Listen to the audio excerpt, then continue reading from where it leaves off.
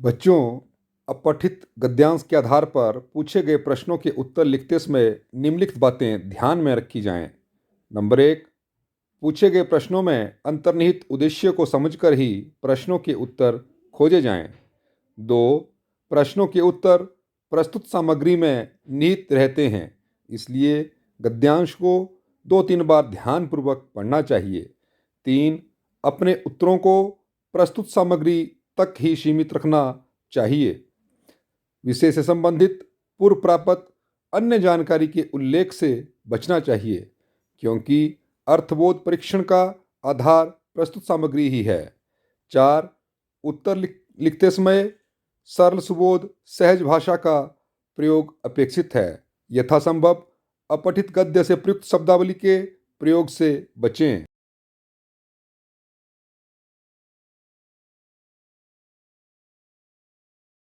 आओ बच्चों, निम्नलिखित अपठित गद्यांश को पढ़कर नीचे दिए गए प्रश्नों के उत्तर खोजें।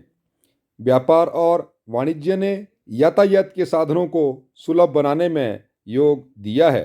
यद्यपि यातायात के साधनों में उन्नति युद्धों के कारण भी हुई है, तथापि युद्ध स्थायी संस्था नहीं है। व्यापार से रेलों, जहाज़ों आदि को प्रोत्साहन मिला है और इनसे व्यापार के आधार पर हमारे डाक तार विभाग भी फले फूले हैं। व्यापार ही देश की सभ्यता का मापदंड है।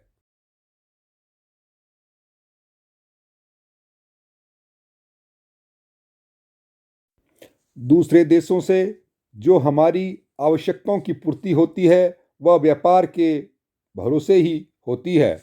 व्यापार में आयात और निर्यात दोनों ही सम्मिलित हैं। व्यापार और वाणिज्य की समृद्धि के लिए व्यापारी को अच्छा आचरण रखना बहुत आवश्यक है। उसे सत्य से प्रेम करना चाहिए। अकेला यही गुण उसे अनेक सांसारिक झंझटों से बचाने में सफल हो सकेगा और उसे एक चतुर व्यापारी बना सकेगा, क्योंकि जो आदमी सच्चा होता है वह अपने काम काज और व्यवहार में सादगी से काम लेता है। फल यह होता है कि उससे गलती कम होती है और नुकसान उठाने के अवसर बहुत कम आते हैं। जो लोग सत्य से प्रेम करते हैं उनके अपने रोजाना के कामकाज और व्यवहार में उचित अनुचित और अच्छे बुरे का ध्यान अवश्य बना रहता है। व्यापारी को आशावादी और शांत स्वभाव का होना चाहिए। उसे ना निराश होने की आवश्यकता है और ना क्रोध करने की। यदि आज थोड़ा नुकसान हुआ है तो कल फायदा भी जरूर होगा, यह सोचकर उसे घबराना नहीं चाहिए। सेवा की पतवार के सहारे अपने व्यापार अथवा व्यवसाय की नाव को उत्साह सहित भंवर से निकाल ले जाने में बुद्धिमानी है। हार कर हाथ पैर छोड़ देने से यश नहीं मिलता। व्यापार ने हमारे सुख साधनों को बढ़ाकर हमारे जीवन का स्तर ऊंचा किया है।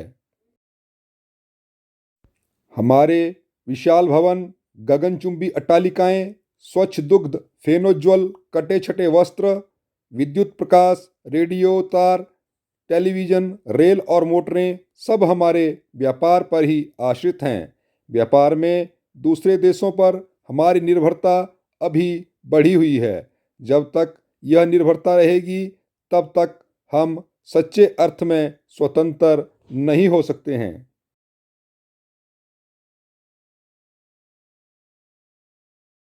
हमें अपनी आवश्यकताओं को कम करके जीवन का स्तर नीचे गिराने की आवश्यकता नहीं है, वरन हमको अपने देश का उत्पादन बढ़ाकर अन्य देशों की भांति आत्मनिर्भरता प्राप्त कर लेना वांछनीय है।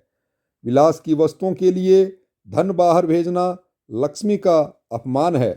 हम सभ्य तभी कहे जा सकते हैं जब हम अपनी सभ्यता के प्रसाधनों के लिए दूसरे देशों पर निर्भर ना रहें। और बच्चों, अब उपयुक्त गद्यांश के आधार पर निम्नलिखित प्रश्नों के उत्तर खोजें। प्रश्न संख्या 1, अवतरण का उचित शीर्षक दीजिए। उत्तर, व्यापारी की सफलता का रहस्य। प्रश्न संख्या 2, यातायात के साधनों को प्रोत्साहन किस कारण दिया गया था? उत्तर, यातायात के साधनों को प्रोत्साहन व्यापार और वाणिज्य के साथ साथ युद्धों ने अधिक दिया था। प्रश्न संख्या 3, किसी व्यापारी का आचरण कैसा होना चाहिए? उत्तर, व्यापार और वाणिज्य की समृद्धि के लिए किसी भी व्यापारी को सत्य प्रेमी, सादगी पसंद, चतुर और व्यवहार कुशल होना चाहिए। उसे उचित अनुचित में भेद की समझ होनी चाहिए। उसे विवेकी और आशावादी होना चाहिए। प्रश्न संख्या 4, व्यापारी को आशावादी क्यों होना चाहिए? उत्तर, किसी भी व्यापार में लाभ हानि तो लगी रहती है। आशावादी बनकर उसे नुकसान की स्थिति को सहना आना चाहिए। निराशा की भावना उसे और उसके व्यापार को अधिक क्षति पहुंचा सकती है।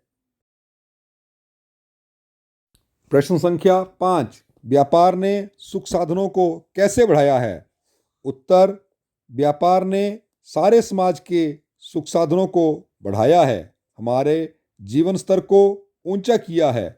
ऊंचे ऊंचे भवन, वैज्ञानिक उपकरण तथा सभी सुख सामग्री व्यापार पर ही आश्रित है। प्रश्न संख्या 6, हमें व्यापार के क्षेत्र में क्या करना चाहिए? उत्तर, हमें व्यापार के क्षेत्र में आयात को कम कर निर्यात को बढ़ाना चाहिए। जब तक हम सामग्री के लिए दूसरे देशों पर निर्भर करते रहेंगे तब तक हम विकसित नहीं होंगे। हमें आत्मनिर्भर बनना चाहिए, वही हमारी सच्ची स्वतंत्रता होगी। प्रश्न संख्या 7, युद्ध कैसी संस्था नहीं है? उत्तर, युद्ध स्थायी संस्था नहीं है। प्रश्न संख्या 8, डाकतार विभाग किस कारण अधिक फले फूले हैं? उत्तर, डाकतार विभाग व्यापार के कारण अधिक फले फूले हैं। प्रश्न संख्या 9, देश की सभ्यता का मापदंड क्या है? उत्तर, व्यापार ही देश की सभ्यता का मापदंड है। प्रश्न संख्या 10, व्यापार में क्या क्या सम्मिलित है? उत्तर, व्यापार में आयात और निर्यात दोनों शामिल हैं। प्रश्न संख्या 11, अच्छे बुरे का ध्यान किसे बना रहता है? उत्तर, अच्छे बुरे का ध्यान उन्हें बना रहता है जो सत्य से प्रेम करते हैं तथा अपना व्यवहार ठीक रखते हैं। प्रश्न संख्या 12, हमारे जीवन को किसने ऊंचा किया है? उत्तर, हमारे जीवन स्तर को व्यापार ने ऊंचा किया है।